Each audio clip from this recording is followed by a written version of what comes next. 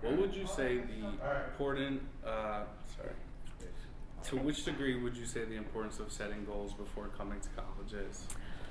Well, when you're first applying to college, typically you'll hear that, you can go into college and you don't need to pick your major yet and you have a few years to decide, but I disagree. This is my second semester, so I'm a freshman and starting next year. All of my classes from that point on are towards my major, which is business. So if you're not prepared, you're going to have to figure it out as soon as you can to avoid having to take summer courses and stalling your degree, basically. When it comes to monetary things, how much do you think you have to prepare your budget? Definitely have a budget set aside before you get to school. Just plan generally if you have financial aid and if you have loans, how you will pay it and when, to what degree.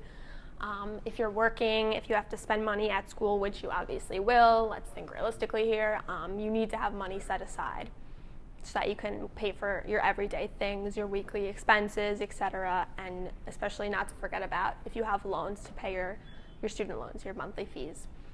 I'm not sure whether or not you are employed, but how important do you think it is to set aside scheduling time between school, social life, and having a job? Definitely have that planned out.